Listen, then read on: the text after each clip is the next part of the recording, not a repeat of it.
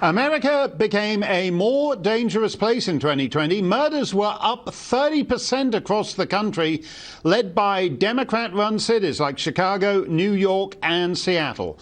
Oakland, California is currently terrorized by an outbreak of random attacks and robberies, and things have gotten so bad that people have started citizen patrols to keep their neighbors safe. But will this kind of vigilante law enforcement save lives or lead to more violence? Joining me now is radio host from Seattle, Jason Rantz. And Jason, basically there are places where you have one day of action, January the 6th, and the world has to stop while we address that, find out who did it. And then there are these other places where violence can just go on day after day, night after night, for months on end.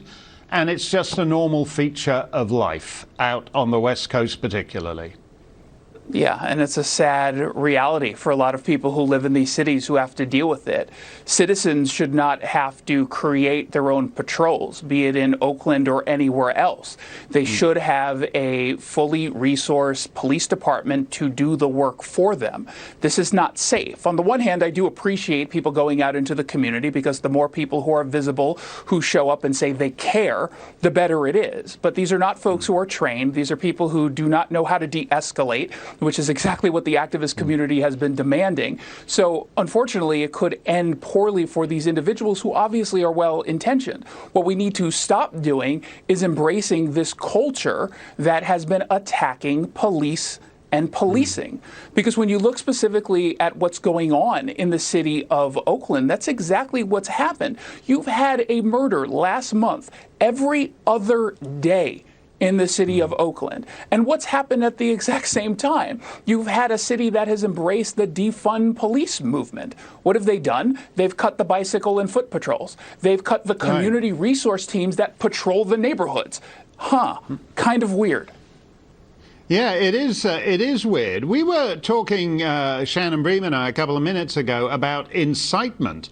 And one of the things that's happening in these lawless cities is that some of these Antifa-type groups are now inciting the mob against you in particular.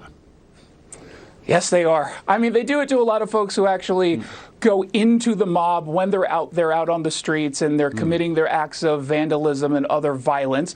We go in because we think it's actually important to tell people what's going on. We know that a lot of media outlets are not going to do that. We know that there are media outlets like the competition that pretend it doesn't actually exist. They're the arm of the Democratic Party. But it does exist. It is happening. And what they end up doing is people online notice that when we're there, we take photos and videos. They end up screenshotting our faces and telling people our names and hashtagging codes to the mob on the ground saying, hey, Jason Rantz is out there. He's there taking photos of your faces. Be on the lookout. And I was there just a couple weeks ago in the city of Tacoma, Washington, as part of one of their riots.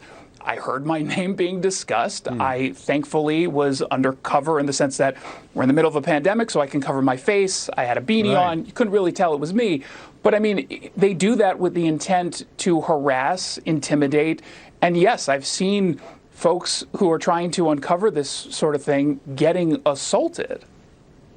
Yeah, do you feel it's a little bit odd when you have congressmen sobbing on the floor of the House of Representatives because they were, 3 blocks away on January the 6th, but they feel that somehow they're suffering from post-traumatic stress disorder, while guys like you out on the streets of American cities who are actually being targeted, you're just supposed to suck it up, basically.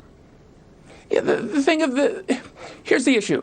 They want to pretend that because they have felt a trauma, that nothing else is going on, that this is just about them. There is no doubt that what happened on January 6th was serious, and it is a stain on our history. However, there was also 8 months of violence that has overtaken American cities. People were murdered. Businesses were destroyed. Lives were ruined. And that also matters. We have to pay attention to that. And to this day, not only is that being ignored, we still have members of Congress like Cori Bush who are egging it on. That has to be seen as a potential threat. Right, you're absolutely right, Jason. It all seems to have to do, oddly enough, with which mob you happen to line up with. Yep. And their mobs get a very different deal from officialdom than the other guys' mobs. Thank you for that, Jason. Always good to hear from you. And stay safe on the mean streets of Denver.